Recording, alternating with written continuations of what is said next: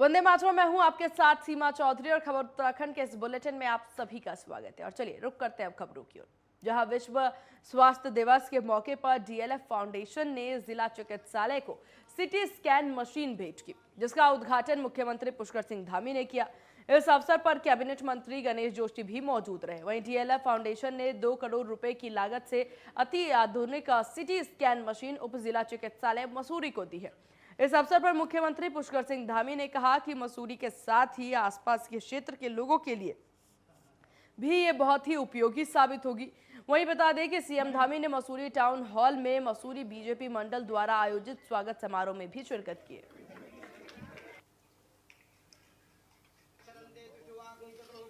तो हमने पहली मंत्रिमंडल की बैठक में उस पर चर्चा हो गई है और सर्वसम्मति से उसको आगे बढ़ा दिया है। जल्दी ही हम कमेटी के नाम फाइनल करेंगे और कमेटी जल्दी ड्राफ्ट बनाएगी। हमारी कोशिश है जल्दी से जल्दी लागू हो, और हम तो ये भी उत्तराखंड के अंदर इसको लागू करेंगे ही, हम तो देश के अन्य प्रदेशों से भी अपेक्षा करेंगे कि सारे प्रदेश इसको लागू। ये सीटी स्कैन मशीन जो डीएलएफ फाउंडेशन ने लगवाई है, इसके थ्रू हम चाहते हैं कि स्वास्थ्य विभाग जो है इसको मैक्सिमम यूज़ करे। बहुत ही अच्छे रेडियोलॉजिस्ट और अभी डॉक्टर यतेंद्र हैं जो रेडियोलॉजी देख रहे हैं, उनको सपोर्ट करने के लिए टेक्नीशियंस भी हैं। ज़्यादा से ज़्यादा गरीब लोग जो प्राइवेट सीटी स्कैन मशीन्स को एक्सेस नहीं कर पाते, वो इसको आके इस्तेमाल करें यहाँ पे। वहीं मुख्यमंत्री पुष्कर सिंह धामी हरिद्वार पहुंचे। इस दौरान उन्होंने ऋषि कुल आयुर्वेदिक कॉलेज में रक्तदान शिविर का उद्घाटन किया। वहीं उन्होंने रुड़की हॉस्पिटल में स्थापित होने वाली डायलिसिस मशीन का भी शुभारंभ किया।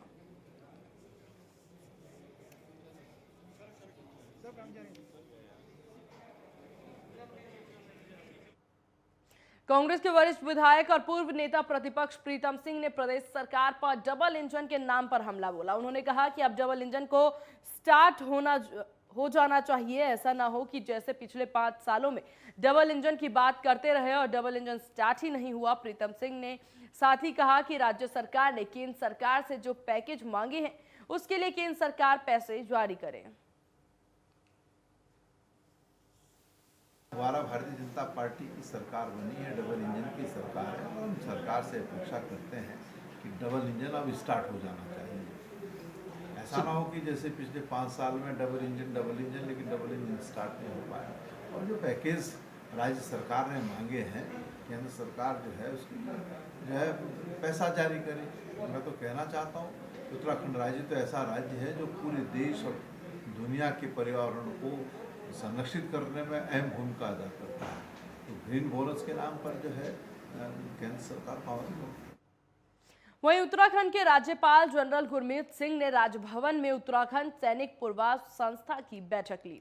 उन्होंने कहा कि सैनिक पुनर्वास संस्था को राज्य में एक प्रभावी विजन, मिशन और सोच के साथ कार्य करना होगा। साथ ही संस्था को सब उत्तरदायित्व के अगले स्तर पर पहुंचना होगा। राज्यपाल लेफ्टिनेंट जनरल गुरमीत सिंह ने प्रमुख सचिव सैनिक कल्याण एल फिनई और अन्य संबंधित अधिकारियों को उचित दिशा निर्देश दिए।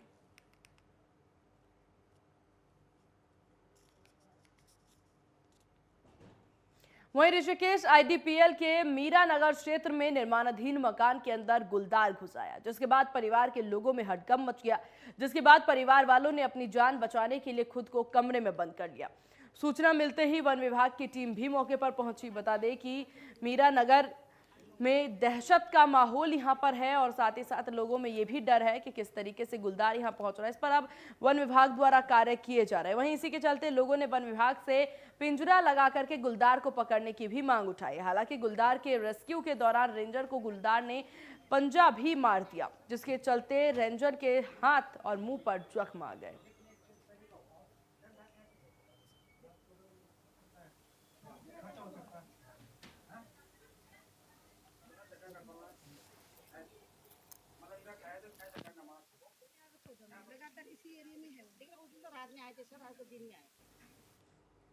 वहीं ऋषिकेश एम्स द्वारा डीआरडीओ की मदद से कोरोना संक्रमित मरीजों के इलाज के लिए आईडीपीएल में 500 बेड का एक अस्पताल बनाया गया था। अस्पताल में लगभग 200 के करीब nursing staff, doctor, lab technician सहित तमाम कर्मचारी तैनात किए गए थे। जिस समय लोग अपने संक्रमित परिजनों को सड़क पर फेंक कर उनसे दूरी बना रहे थे, उस समय कोरोना वॉरियर्स ने अपनी जान जोखिम में डाल करके परिवार से दूर रह करके लोगों की जान बचाई। हालांकि अब वही कोरोना वॉरियर्स 2 जून की रोटी पाने के लिए भी तरस रहे हैं। दरअसल 31 मार्च के नोटिस के बाद कोरोना वॉरियर्स परेशान हैं। 31 मार्च के बाद से इन सभी की सेवाएं समाप्त कर दी गई। इसके बाद से ही लोग छोले, कुलचे, खीरा, भेलपूरी बेचने के लिए मजबूर हैं, क्योंकि नौकरी तो अब उनके पास रही नहीं। कोई भेलपूरी बेच रहा है, कोई रुद्राक्ष की माला बेच रहा है। इस तरीके से ये लोग अपना जो है अपना रोजगार चला रहे हैं, क्योंकि इनका कहना है कि ये मुख्यमंत्री, शिक्षा मंत्री, स्वास्थ्य मंत्री सब। जब कोरोना काल का समय आया था, उस समय उत्तराखंड सरकार और केंद्र सरकार द्वारा ऋषिकेश एम्स की मदद से जो है यहाँ पर ADPL क्षेत्र में DRDO द्वारा एक अस्पताल बनाया गया था। अपनी जान जोखिम में डालकर इन डॉक्टरों ने, नर्सों ने पूरी शिद्दत से जो है मरीजों की जान बचाई और अब प्रशासन द्वारा इनको नोटिस दिया गया और इनको जो है DRDO अस्पताल से निकाल दिया गया। आज ये सब के सब यहाँ के नर्सिंग स्टाफ जो है त्रिवेणी घाट पर जो है देखिए क्या कर रहे हैं।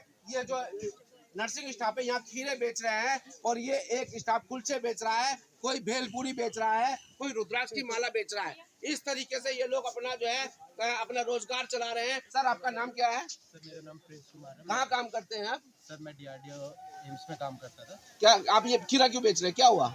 सर हमारा रोजगार छिन गया है, हमारे पास कोई ऑप्शन नहीं है, हम हर जगह जा चुके हैं। तो ये एक तरह से हमारा यही है, जब हमारे पास हम इतने क्वालिफाइड है, हमें जॉब नहीं मिल रही, हमें जॉब लगे हुए जॉब से बेरोजगार किया जा रहा है। तो हमारे रोजगार के लिए एक यही माध्यम बच गया है कि हम क्या रोजगारी के लिए। तो आपने देखा इनका कहना है कि यही एक माध्यम बताया रोजगार के लिए। और यहाँ पे कुछ लेडीज वो नर्स भी हमसे मालूम करते हैं क्या कहना है। मैम आपका नाम क्या है? मेरा नाम सरिता सिंह है। जी सरिता जी, आप ये छोले कुलचे क्यों बेच रही है? हम लोग यहाँ पे जो ये काम कर रहे हैं इसलिए कर रहे हैं कि हम लोग बेरोजगार हो चुके हैं और हम नर्सिंग ऑफिसर हैं। हमने अच्छे से पढ़ाई की है और DRDO में जॉब करते थे, जो सरकार ने अभी हमें निकाल दिया है। तो हम मजबूर हैं यहाँ पे काम करने के लिए, क्योंकि हम अपने छोटे छोटे बच्चों को छोड़कर उस कोरोना काल में ड्यूटी करने आए थे, जब सब लोग अपने घरों में थे और सब लोग डर रहे थे और मौत चारों तरफ थी। उस समय हमने अपने छोटे बच्चों को छोड़कर यहाँ पे कोविड में काम किया था। तो आज हम मजबूर हैं क्योंकि हम बेरोजगार हैं। सरकार भी आज हमारी सुन नहीं रही है।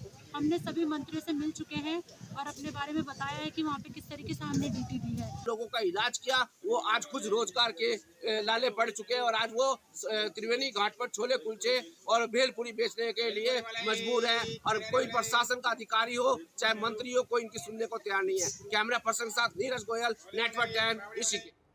उत्तराखंड के जंगलों में वनाग्नि को रोकना हर साल वन विभाग के लिए किसी चुनौती से कम नहीं होता। वहीं इस बार मार्च अप्रैल के महीने में भीषण वन आगनी की घटनाएं सामने आने लगी है और वन विभाग भी इससे निपटने के पूरे दावे कर रहा है। वन विभाग आग से निपटने के लिए रणनीति तो बनाता है, लेकिन आग लगने के समय से ये रणनीति धरी की धरी रह जाती है। वहीं इस बार तापमान में 7 सेल्सियस तक बढ़ोतरी होने के कारण वनाग्नि पर काबू पाने की चुनौतियां पिछले सालों की तुलना में वन विभाग के ऊपर बढ़ती नजर आ रही है। हालांकि बारिश देरी से होने की संभावनाओं को देखते हुए फॉरेस्ट विभाग द्वारा पहले 15 फरवरी से 15 जून तक राज्य के सभी 13 डिवीजनों को अलर्ट जारी किया जा चुका है, ताकि वन आगनी नियंत्रण के लिए सभी तरह की आवश्यक व्यवस्थाओं को समय रहते पूरा किया जा सके। इस वक्त बागेश्वर टिहरी के जंगलों में सबसे ज्यादा आग का तांडव देखा जा रहा है। अभी तक उत्तराखंड में 240 जगहों पर आग लगने की घटनाएं सामने आ चुकी हैं, जबकि 7 लाख रुपए का वन विभाग को नुकसान भी हो चुका है। देहरादून उत्तराखंड वनाग्नि से हो रहा जंगलों को नुकसान में हर साल जल रहे कई हेक्टेयर वन।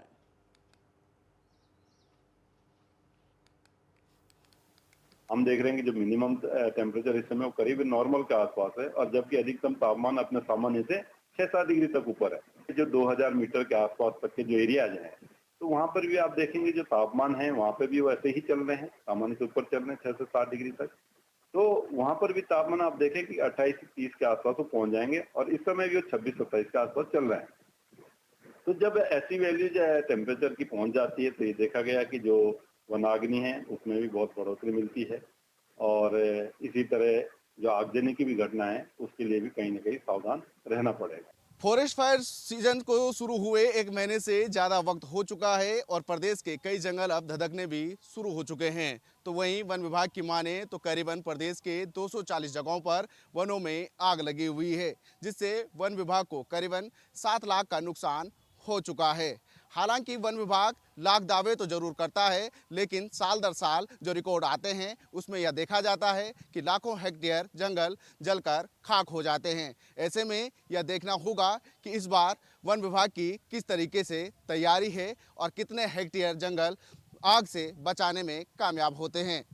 अपने सहयोगी संदीप नेगी के साथ मैं उपेंद्र सिंह राणा, नेटवर्क 10 देहरादून।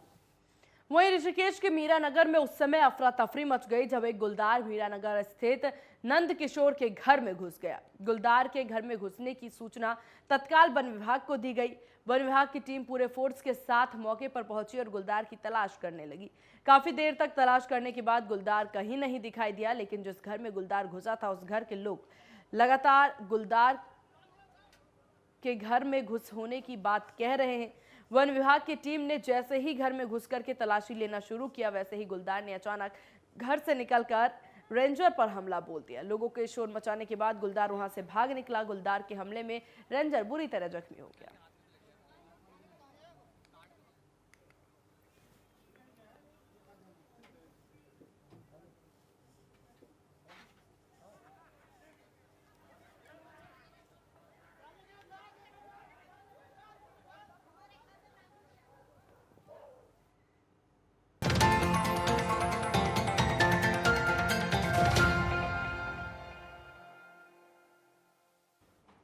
ब्रेक के बाद एक बार फिर स्वागत है आप सभी का और चलिए रुक करते हैं अब खबरों की ओर, जहां गंगोत्री और यमुनोत्री में 3 मई को और 6 मई को केदारनाथ के कपाट दर्शन के लिए खुल जाएंगे।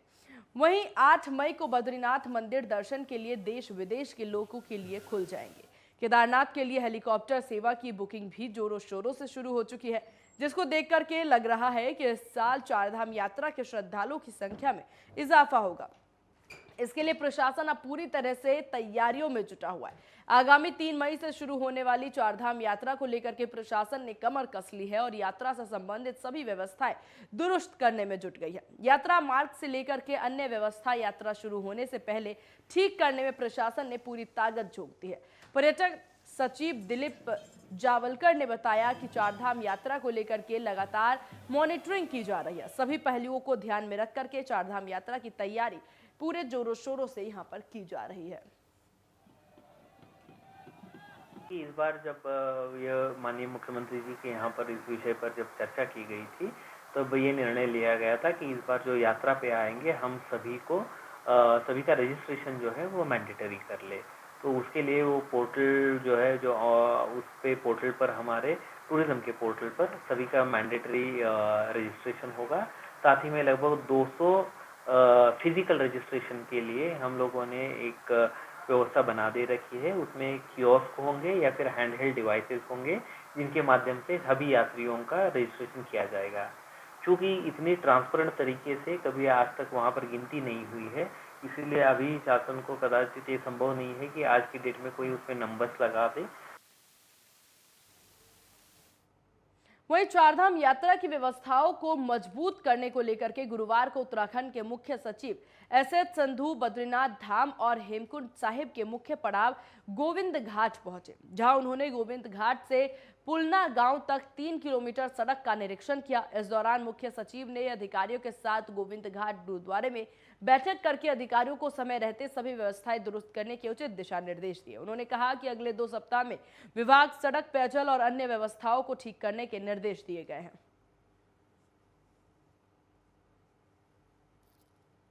सड़क जो पुलना की तरफ जाती है वो आपदा में काफ़ी क्षतिग्रस्त हो गई थी। उसको हमने कहा कि यात्रा से पहले इसको रिपेयर करें और पानी की व्यवस्था और जो BRO की सड़क है उसमें भी कुछ कटान की आशंका है, नीचे से काफ़ी कटान हो रहा है। तो हम कल BRO के साथ मीटिंग करेंगे देहरादून में और यही मेन चीज़ें थी जिनकी कमी महसूस हुई और सभी को निर्देश दे दिए गए हैं कि वो यात्रा शुरू होने से पहले। वहीं ऋषिकेश में स्पेशल ओलंपिक भारत की ओर से आजादी के अमृत महोत्सव के तहत आयोजित कार्यक्रम में उत्तराखंड के स्वास्थ्य एवं शिक्षा मंत्री धन सिंह रावत और कैबिनेट मंत्री प्रेमचंद अग्रवाल ने शिरकत की। गढ़वाल रीजन के दिव्यांग बच्चों ने गिनीज बुक वर्ल्ड रिकॉर्ड के लिए ऋषिकेश के ज्योति स्कूल में ऑनलाइन पार्टिसिपेट किया। स्वास्थ्य एवं शिक्षा मंत्री धन सिंह रावत, शहरी विकास मंत्री प्रेमचंद अग्रवाल समेत तमाम लोग कार्यक्रम में मुख्य अतिथि के रूप में पहुंचे। उच्च शिक्षा मंत्री धन सिंह रावत ने कहा कि जल्द ही दिव्यांगों के लिए एक नई शिक्षा नीति की व्यवस्था की जाएगी।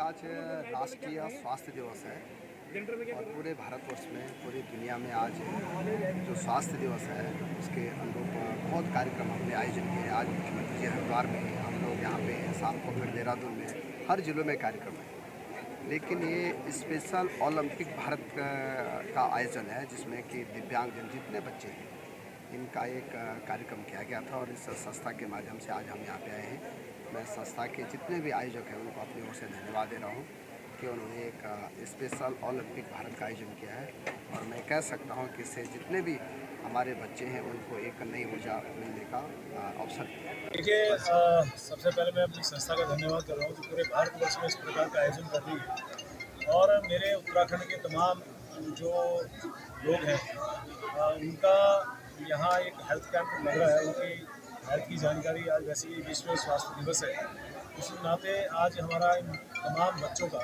हेल्थ चेकअप भी होगा और इन सब के साथ माननीय मंत्री जी यहाँ हैं, हमारी संस्था के तमाम पदाधिकारी यहाँ मौजूद हैं और पूरे देश भर में आयोजन हो रहा है और इस उत्तराखंड के इस पावन धरती और ऋषिकेश में ये कार्यक्रम हो रहा है।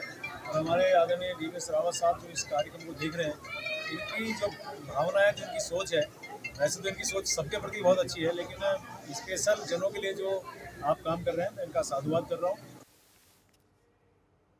वहीं उत्तराखंड के कैबिनेट मंत्री प्रेमचंद अग्रवाल ने कहा कि विभाग के अधिकारियों को कार्य संस्कृति में सुधार करने की जरूरत है। कोई भी मंत्री विभागीय अधिकारियों के गुमराह होने की स्थिति में नहीं है।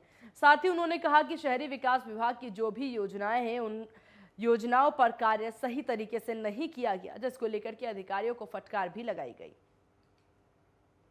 देखिए, मैंने आपको बताया कि कार्य संस्कृति में सुधार लाना होगा। इस विषय में सारी चीज़ें आ गई। कल तक आप क्या कर रहे थे मुझे नहीं पता, आज क्या करना वो मैंने बताया। जनता के लिए हम लोग बने और ये सरकार जनता के हित के लिए आई है और मैंने इनको आज बहुत साफ तौर पे कहा, हम 5 साल के लिए हैं। चुनाव का आखिरी टाइम नहीं है कि अधिकारी किसी भी विभागीय मंत्री को या मेरे जैसे मंत्री को गुमराह करेगा। गुमराह होने की स्थिति में हम नहीं हैं, हम लोग काम चाहते हैं। मैंने बहुत स्पष्ट तौर पर निर्देशित किया है कि इस बार सरकार यदि दोबारा लौट के आई है तो जनता ने हमें विश्वास दिया है, मैंडेट दिया है, उस पर हमें खरे उतरना है, उस नाते हमें पॉजिटिव रिजल्ट देना है और उसके लिए आपके जो भी ये बात है उसके अंदर सब आ जाती है। मैं तो यहाँ तक कि जो हमारे प्रधानमंत्री आवास योजनाएं हैं, जो बहुत कुछ हम लोग 30,000 जो प्रधानमंत्री आवास योजना के तो लोगों को दे सकते थे, उस पर जो लापरवाही मैंने आज देखी है उसको भी मैंने आज बहुत कड़ाई से कहा है। आज विश्व स्वास्थ्य दिवस मनाया जा रहा है। इसी के तहत देहरादून में भी एक बड़े कार्यक्रम का आयोजन किया गया। इस कार्यक्रम में उत्तराखंड में स्वास्थ्य व्यवस्थाओं को लेकर के चर्चा की गई।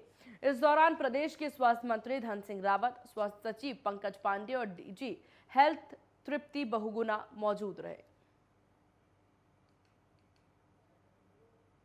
कि 7 अप्रैल विश्व स्वास्थ्य दिवस के रूप में मनाया जाता है, तो इसलिए पुलिस ने भी DG सर के ऑर्डर थे और हमारी पुलिस ने भी उसके हिसाब से कार्यक्रम आयोजित किया है, जो कि पुलिस का स्वास्थ्य सबसे ज़्यादा ज़रूरी हो जाता है और इतनी भागम दौड़ में पुलिस अपना स्वास्थ्य को इम्पोर्टेंस नहीं दे पाती है, तो इसलिए उनको वापस से जागरूक करने के लिए कार्यक्रम किया गया है। हमने मेंटल इलनेस के बारे में पुलिसकर्मियों को बताया है। हम आज उजाला सिग्नस जेके हिंदू हॉस्पिटल की तरफ से यहाँ पे आए हैं। पुलिसकर्मियों ने हमें यहाँ आमंत्रित किया है। इनके इतने बिजी शेड्यूल में इनको कैसे, पुलिसकर्मियों को कैसे अपनी मेंटल इलनेस को दूर करना है उस चीज़ के बारे में बताएंगे। हेल्दी डाइट हैबिट्स के बारे में बताएंगे हम।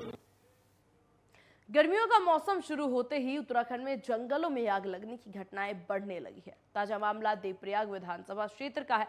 यहां बीते 2 दिनों से कीर्तिनगर और हिंदोला खाल, बडियारागढ़ और सेंद्री में आग के कारण कई हेक्टेयर वन संपदा जलकर खाक हो गई।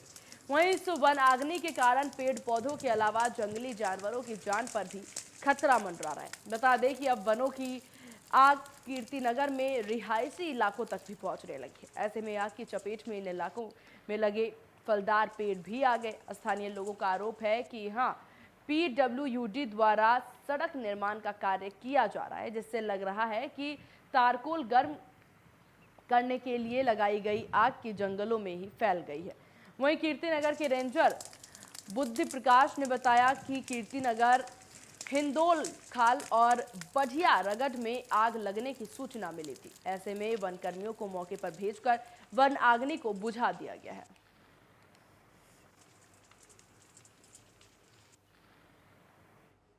देहरादून में बड़ी संख्या में प्राइवेट अस्पताल चल रहे हैं, साथ ही डॉक्टर क्लिनिक भी चला रहे हैं। इन सभी के लिए क्लिनिक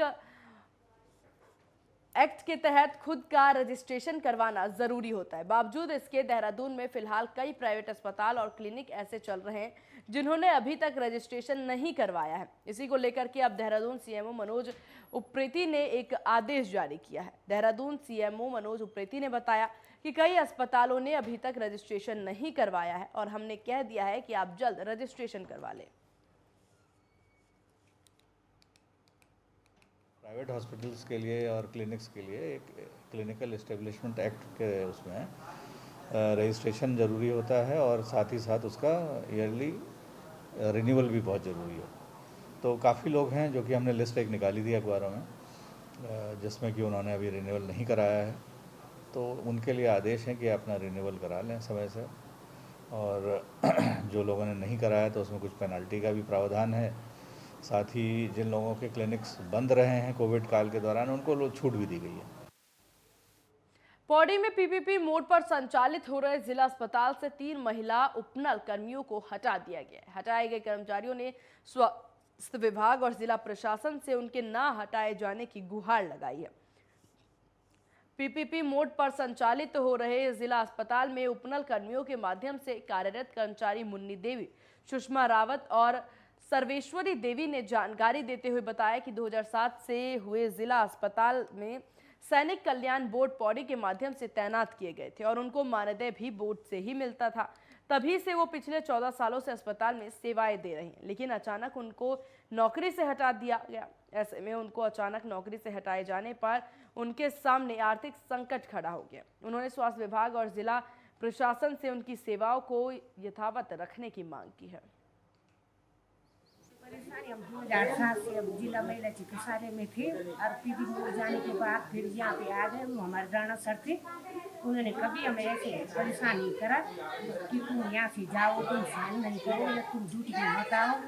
वेतन निकलने में भी हमें बहुत मुसीबतें पैदा होती हमें। और अब हमें यहाँ पे कह रहे हैं कि ड्यूटी करो लेकिन साइन मत करो। जब तक सीएमओ साहब लिख के नहीं देते हैं, बाबू लोग हमें लिख के नहीं दे रहे, तो हमारे पास क्या प्रूफ है कि हम साइन न करें? लिखित में तो हमें मिलना चाहिए ना। आज चैती छठ पूजा का तीसरा दिन है। आज छठ घाट पर व्रतियां भगवान सूर्य को डूबते समय अर्घ्य देती हैं। चैती छठ लोक आस्था का पर्व है। छठ पूजा बिहार, झारखंड और नेपाल में बड़ी धूमधाम से मनाया जाता है।